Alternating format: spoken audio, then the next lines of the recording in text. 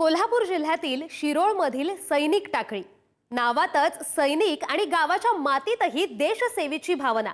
या गावातील जवळपास प्रत्येक कुटुंबाचा भारतीय सैन्याशी काही ना काही संबंध आहे। कुणी सीमेवर लढतंय, कुणी देशासाठी बलिदान दिलंय, तर कुणी आजही सैन्यात सेवा बजावतंय। पहिल्या महायुद्धापासून भारत चीन युद्ध, भारत पाकिस्तान युद्ध, कारगिल आणि नुकत्याच झालेल्या ऑपरेशन सिंदूर पर्यंतच्या अनेक संघर्षांमध्ये सैनिक टाकळीच्या जवानांनी शौर्य गाजवलंय। शहीद जवानांच्या स्मृती जपणारं स्मारक, घराघरात देशसेवेची प्रेरणा आणि आजही पहाटे मैदानावर सैन्य भरतीसाठी घाम गाळणारे तरुण। काय आहे या गावाच्या सैनिक परंपरेची कहाणी, पाहूया या विशेष रिपोर्टमधून।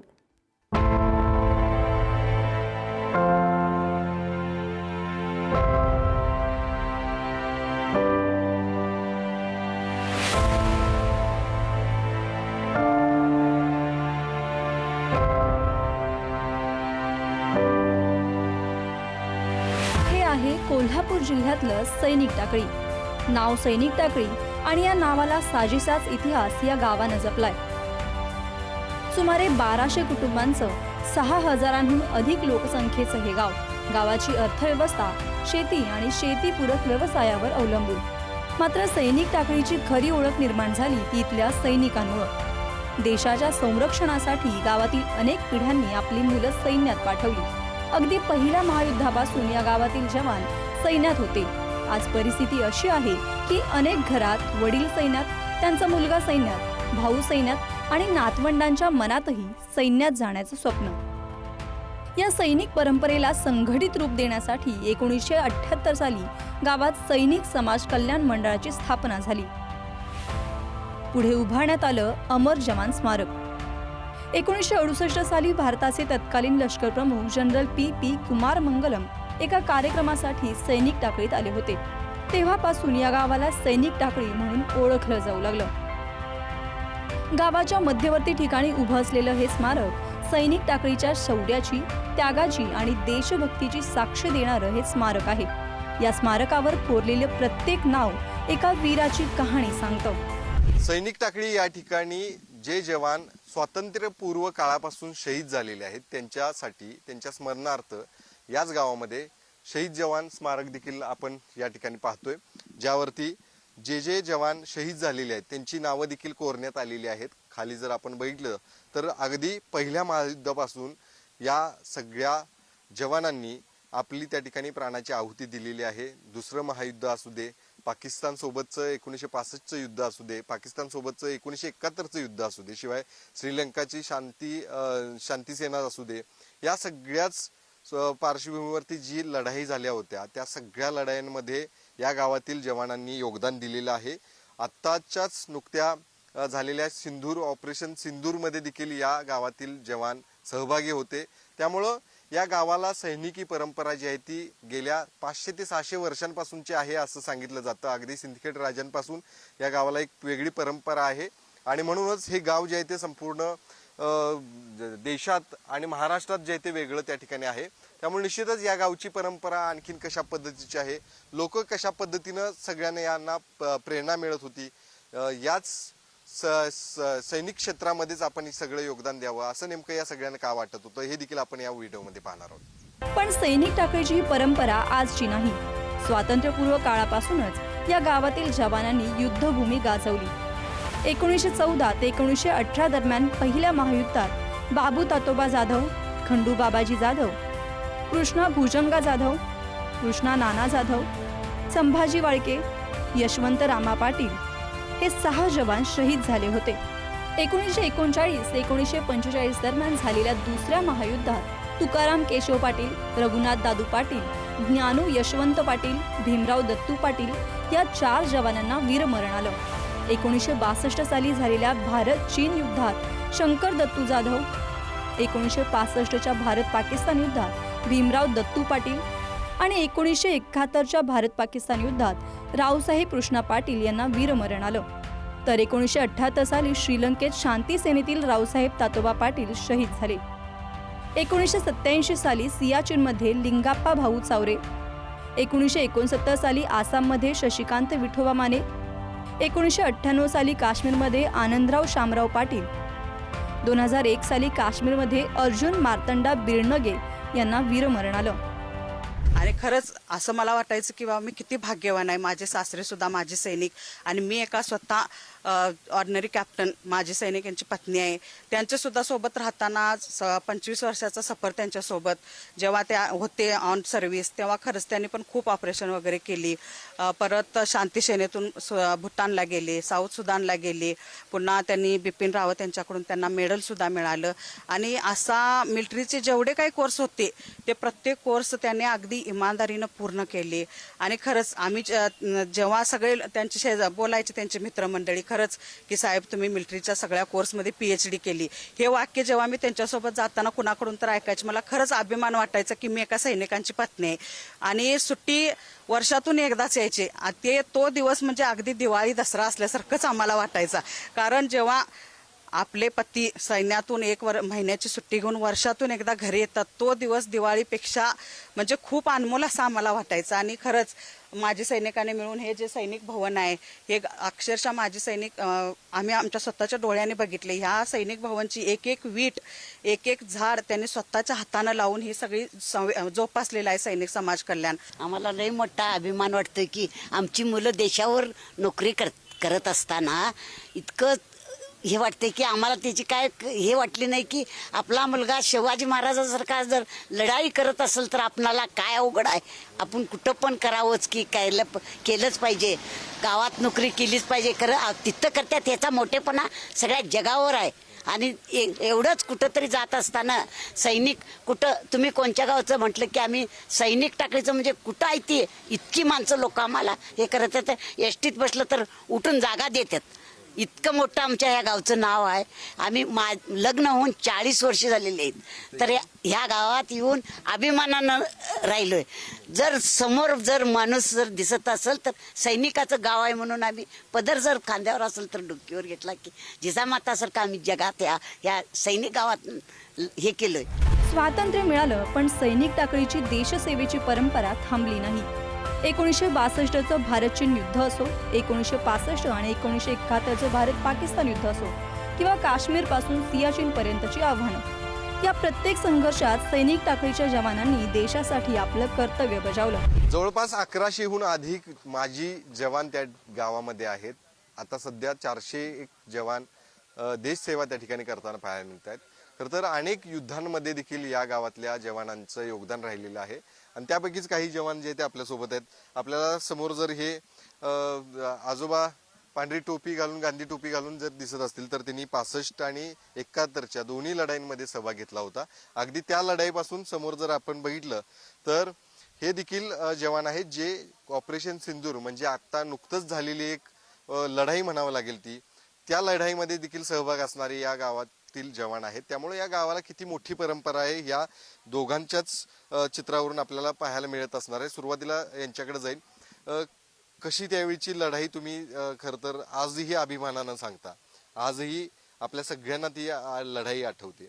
काय त्यावेळेचा सगळा माहोल होता आणि तुम्हा सगळ्यांना ती प्रेरणा देत आलेली सगळी? आम्हाला अचानक ऑर्डर मिळाली 1965ला ज्यावेळेला गंगानगर पाकिस्तानची लढाई गंगानगरमध्ये आम्हाला हे केले लेफ्ट. तिथं आमची घनश्याम युद्ध झाले. त्यात आमचे 7 जवान शहीद झाले.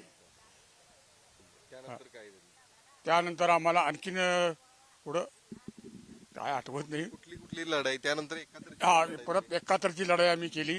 ती बांगलादेश ढाका. तिथं आम्ही ज्यावेळेला आम्हाला ऑर्डर मिळाली, आम्ही बटालियन गार्डनमध्ये ट्रेनिंग करत असताना आम्हाला अचानक ऑर्डर मिळाली की पाकिस्तानच्या पाठीमागे जाऊन सौहजाच्या कॉन्टॅक्ट करायचा आहे आणि आम्हाला हवाई जहाजमधून सोडून त्यांच्या सैन्यांच्या पाठीमागे जाऊन आम्ही कॅप्चर केले. म्हणजे दोन्हीकडं आम्ही कॅप्चर केल्यानंतर त्यांचं हे झालं, निषेध झाला. मी हवालदार विजय पाटील.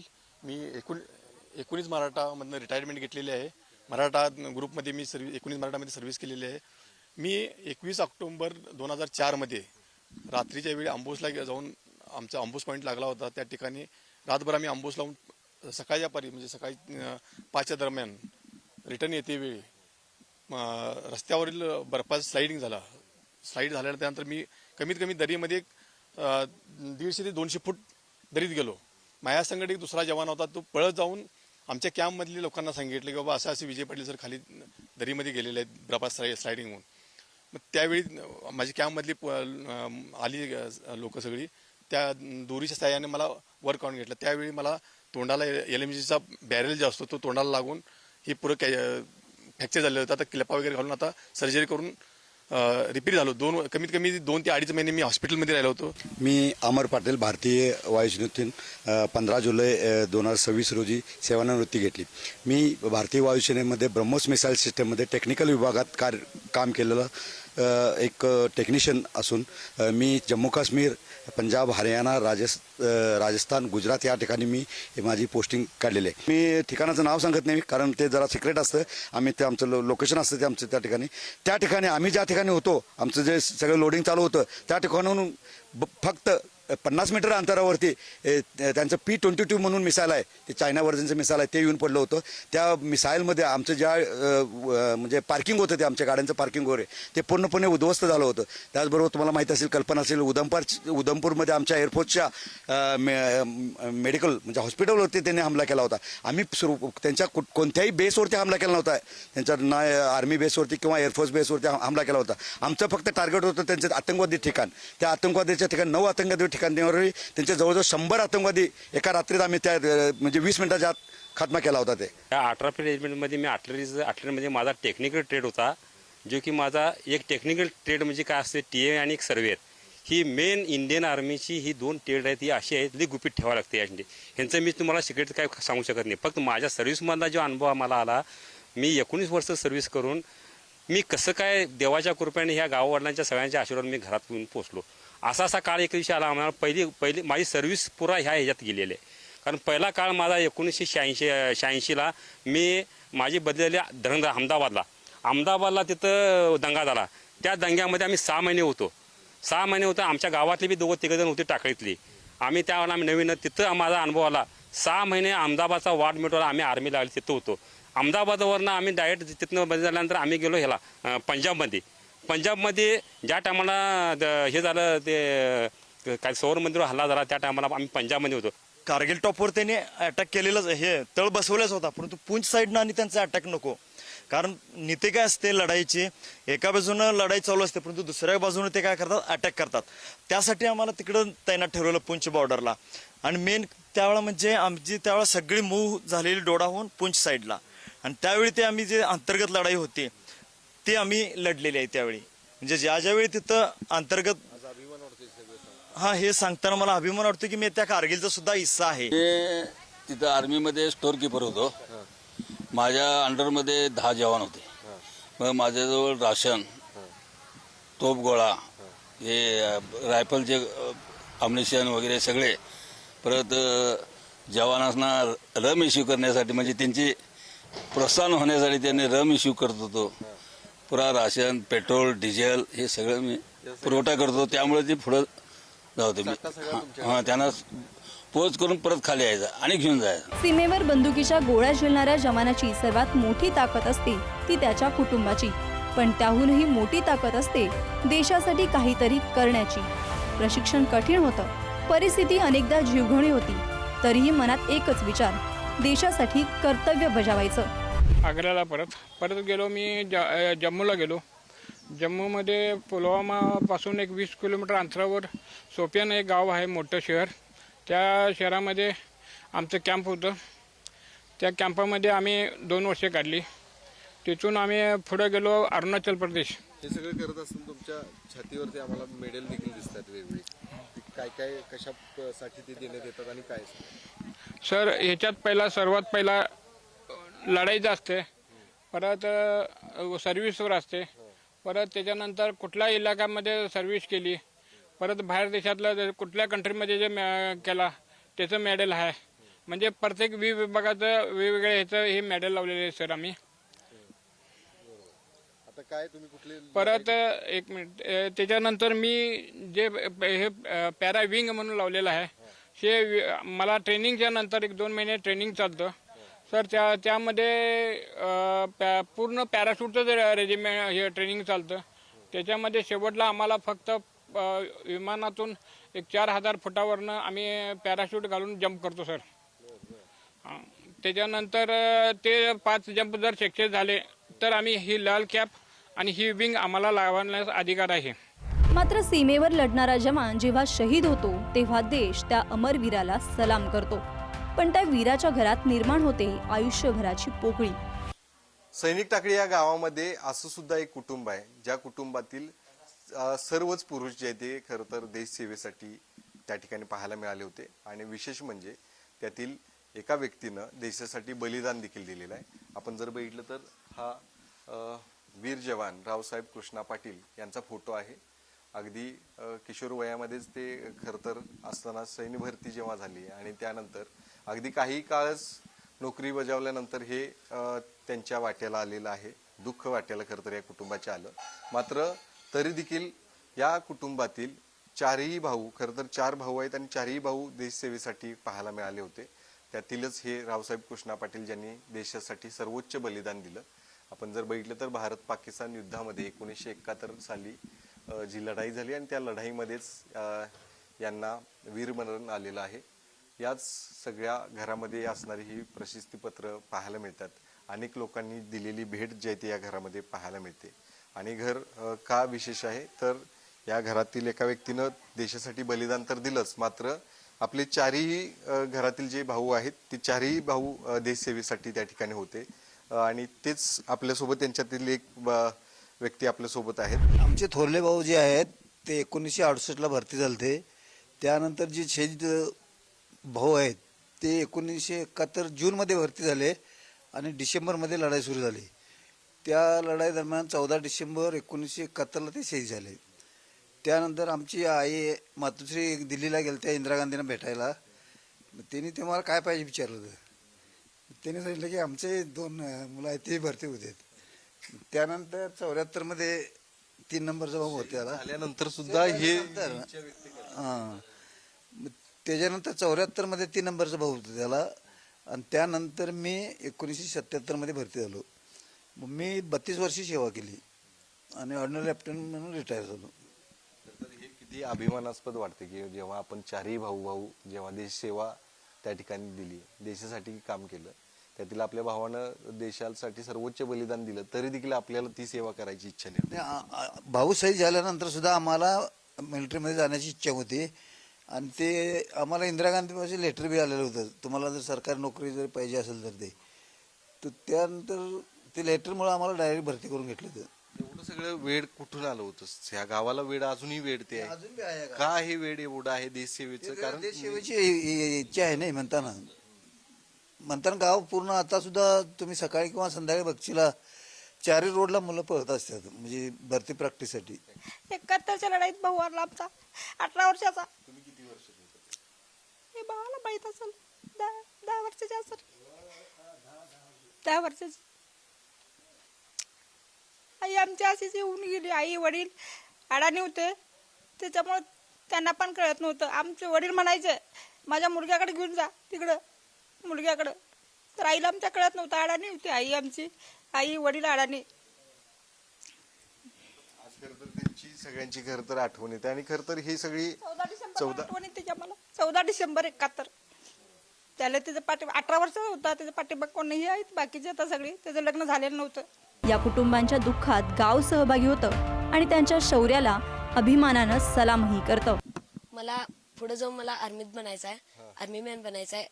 देशासाठी संरक्षण करण्यासाठी त्या सीमेवरती आपले भारताचे व आपल्या टाकळी गावातील परिसरातली सर्व जवान तिथे आता शहीद झालेले आहेत आणि तिथे आता रक्षण करायला भरपूर आमचे सैनिक टाकळीमध्ये माणसे आहेत. आजपर्यंत म्हणजे आमच्या टाकळी गावातील प्रत्येक घरातील एक जवान तरी आहेच. आणि असं कोणतीही बॉर्डर नाही किंवा असं कोणतंही नाही जिथं आमच्या गावातील एखादा तरी सैनिक नाहीये.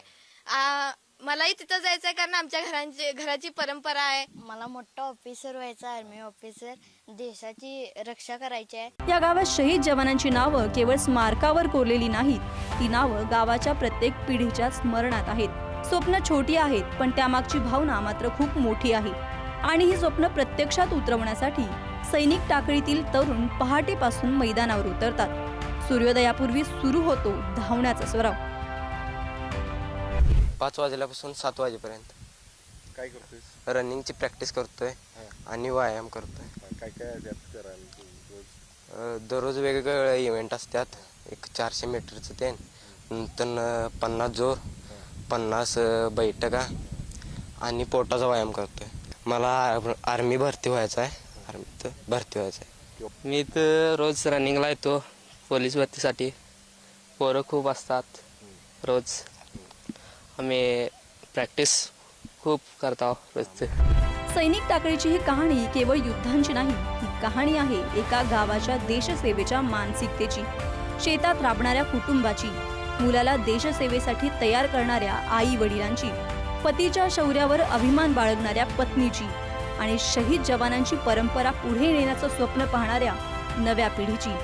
महायुद्धापासून आजच्या काळापर्यंत पिढ्या बदलल्या, युद्ध बदलली, परिस्थिती बदलली, पण सैनिक टाकळीची देशसेवेची भावना मात्र कायम राहिली. अद्वितीय साहस आणि पराक्रमाचा वारसा सांगणाऱ्या याच सैनिक टाकळी गावानं संपूर्ण देशभरात आपली एक वेगळी ओळख निर्माण केलेली आहे. शत्रूच्याही हृदयामध्ये धडकी भरवणाऱ्या सैनिक टाकळीतल्या जवानाचा आदर्श या पुढच्या काळात सुद्धा अनेक युवकांसाठी प्रेरणादायीच आहे. कॅमेरामन ओंकार वळवडेसह मी शेखर पाटील, पुढारी न्यूज, सैनिक टाकळी, कोल्हापूर.